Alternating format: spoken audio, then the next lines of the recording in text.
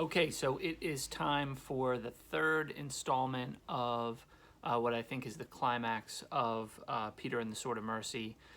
We've had Peter and company make it down to the underground. We've had Von Schotten unlock the cache. He's pulled out the trunk, and the two groups have met up. The good news is Peter and company were able to get the trunk and appear to, with the help of James, electrocute the skeleton, Von Schotten. And we thought Von Schotten was done, but like Umbra has done before, he comes back, and we left off yesterday with Von Schotten rising from the kind of ashes of Von Schotten, getting the cables disconnected, and then going back into Von Schotten, and is now this sort of zombie Von Schotten. And so we're going to pick up with the chapter from there. Maybe I should go back for them, said Peter for the dozenth time. No, I don't think that would be wise, said Patrick. If McGill and Carl can't handle the situation, then... He was interrupted by a chime from Tinkerbell, who was still sitting in his hair. Someone's coming, said Peter. Ready, said George, gripping the bar of his cell window. Ready, said Patrick. They stared into the tunnel. They heard running footsteps. The two figures came into view, and Peter's heart leaped. It's them! Get back, Peter. McGill, still holding the sword, was almost to them. He was glancing back constantly, clearly scared. Peter didn't want to think about what it would take to frighten McGill. Steady now, said Patrick, gripping the plank. As soon as they get here... McGill and the bear had reached them. Keep moving, shouted Patrick. To George, he said, now. Patrick pulled on the plank, yanking the tunnel support free, and at the same time, George instantly threw himself into the door, which burst free of the now unsupported wall. Immediately, huge chunks of earth and rock began to fall from the roof tunnel. A roof beam fell on George, knocking him to the ground. Go, he shouted. But Patrick and McGill had him by the arms and were dragging him free of the falling rubble. He staggered to his feet and followed the others, who were already running to Molly's cell. She was waiting anxiously, her face pressed to the bars. She lit up when she saw her husband. Oh, George, I was so worried. I'm fine. Now let's get you out of here. Tinkerbell made another warning sound. Someone's coming. They looked back toward George's cell, and the tunnel had not been fully blocked by the cave-in. There was a space about a foot up. Hands were frantically scooping away rocks and dirt. Through the opening, Peter saw the heads of two guards. Faster, called a voice. His stomach clenched as he caught sight of the skeleton looming behind the guards, a hideous face with blackened flesh hanging off and two glowing eyes looking directly at him. Peter turned away. It can't be. We better hurry, said Patrick. Mr. McGill, please get the door. McGill handed the sword to Peter and grabbed the bars of Molly's cell door. Patrick and George wedged the floor plank behind the support post.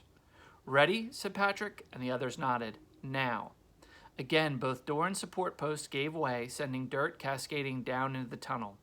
As Molly tumbled into the hall, George grabbed her and pulled her free. For a moment they embraced, with Molly sobbing. I'm sorry, said Patrick, but we really don't have any time for that. Peter saw he was right.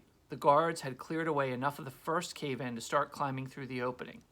The second cave-in had not brought it down nearly as much debris, and the pursuers would be getting through quickly. Go, shouted McGill, pushing the others along the tunnel. Nobody argued. They headed for the train, Molly and George still holding on to each other. Peter still carrying the sword, and Patrick with McGill and Carl bringing up the rear. Their pace was slowed by Molly and George, who were too weak to move at any more than a fast walk. Peter kept looking back over his shoulder, each time fearing he would see that horrible face.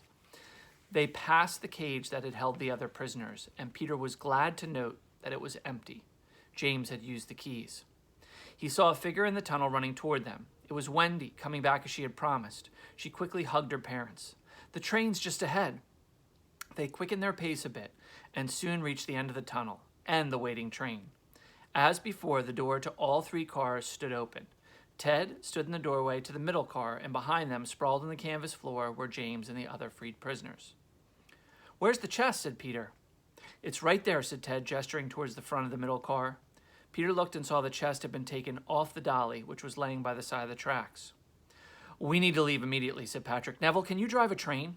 I believe so. The controls have several ingenious safety features, but I believe... Just get going, shouted McGill, reaching the train and Carl. Neville scurried forward to the engineer's cap, and in the first car, With the others' help, George and Molly climbed into the middle car, a difficult task as they were weak since there was no train platform. The door opening was nearly 4 feet off the ground. Once they were aboard, Patrick climbed in, followed by McGill and Carl, who was given a wide berth by the prisoners. To Peter, standing anxiously next to the track, it seemed to take forever for everyone to get on board. He wondered why Neville hadn't gotten the train moving yet. He kept glancing back at the tunnel. He saw them even before he heard Tinkerbell's chime. "They're coming," he shouted. "Neville, start this train." "Almost got it," said Neville. Peter looked back up at the tunnel. He counted 3, no 4 guards running towards them, and the skeleton was right behind. Behind the skeleton was the thing that had been Von Schotten. He heard a hiss of air and turned to see the train had finally started moving again. He took a last hasty glance into the tunnel. The first guard had almost reached the last car. Peter flew into the train. It was picking up speed, and Peter willed it forward. Faster. The first guard emerged from the tunnel, now the second guard, now the others. Faster. The guards reached the doorway to the third car, and one by one they pulled themselves in. Peter prayed it would be just the guards. McGill and Carl could handle the guards. Faster, please. But it was too late. The skeleton, with an odd slithering motion, almost like a lizard, was in the third car. Then came the Ombre creature, who seemed to glide into the car effortlessly. Everyone was aboard the train. So basically there are 3 train cars. There's the first car, there's the second car, which has the star stuff in it, and then the third car. And we'll try to keep that in mind, that 1, 2, 3, as we're reading. "Close the gate," shouted Patrick. McGill ran over and slammed the metal gate shut. Seconds later, the guards were attacking it from the other side, delivering powerful kicks. The metal was bending. The gate would not hold. But the train was picking up speed. Peter looked ahead. They were reaching the Westminster station through which they had entered the underground. Suddenly, an idea struck Peter. "Jump out," he said. "What?"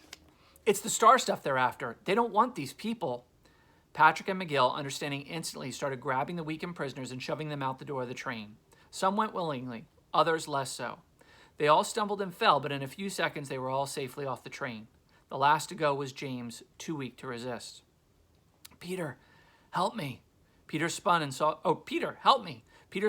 Wendy dragging her parents towards the door. They were resisting too, but they were very weak. Peter rushed over, and together he and Wendy managed to get them out the door just before the train reached the tunnel. Wendy caught a last glimpse of them rolling on the platform, holding on to each other. The train was in the tunnel. "Thank you," she said to Peter. "Why didn't you jump off?" "Well, why didn't you?" Before Peter could answer, there was a crash at the end of the car. The guards had broken through the gate. One by one of them started to enter the car, and then immediately retreated at the face of a roar and a swipe from Carl. But the train was picking up speed. "What do we do now?" said Ted. "For now," said Patrick, "Carl seems to have them bottled up." "That won't work for long," said McGill. "He can hold back the guards, but not that thing he was fighting back there. In close quarters like these, it's going to have its way with Carl, and once that thing is in here with us..." "Both of those things," said Peter. The train was now at top speed, slightly above 60 miles an hour. It was rocketing to another station. "Couldn't we push the chest out the door?" "No," said Wendy. "If it breaks open, it could kill people, many people. If it doesn't break open, they'll just get it back and everything we've done is wasted." The train kept picking up speed. Tinkerbell chimed. "He's coming," said Peter. The skeleton appeared in the passageway between the cars.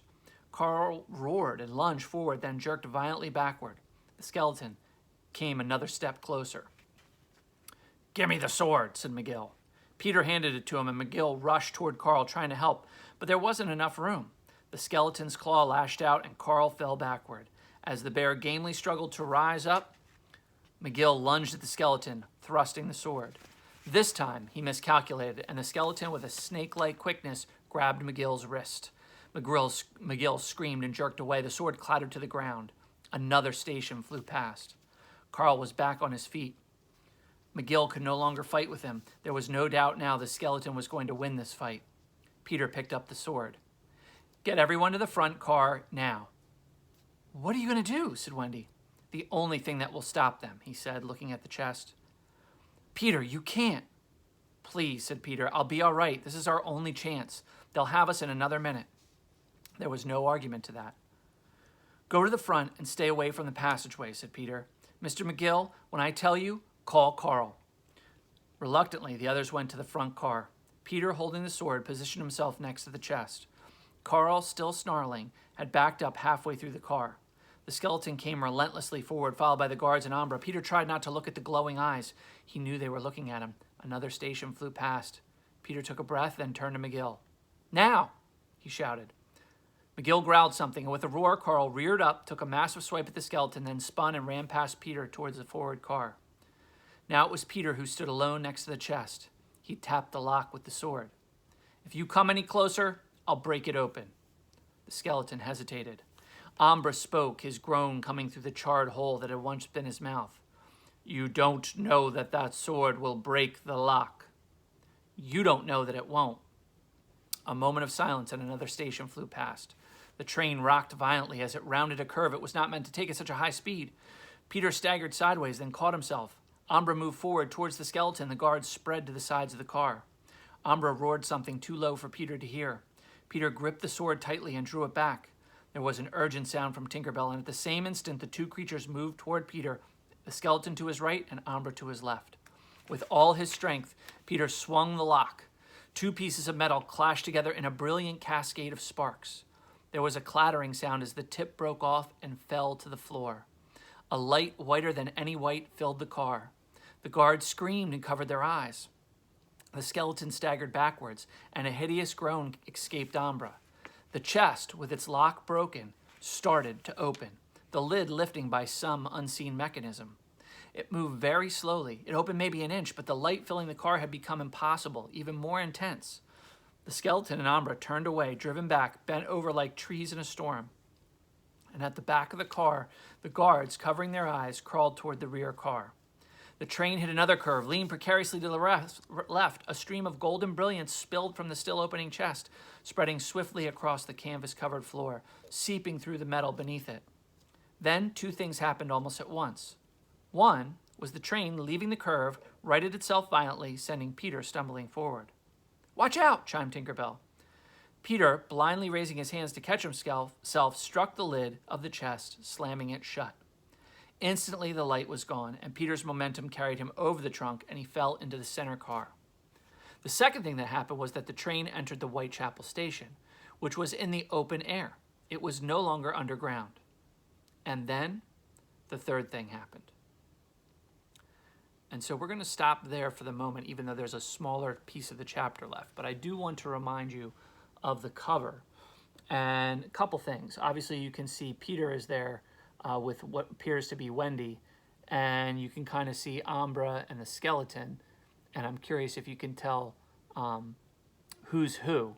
You can tell who's who based on the description of what we've read. But then I want you to notice, if you follow Tinkerbell's light, and you can probably see the picture a little bit better if you had the book, you can see that that's going to give you a hint as to what's going to happen with the third thing,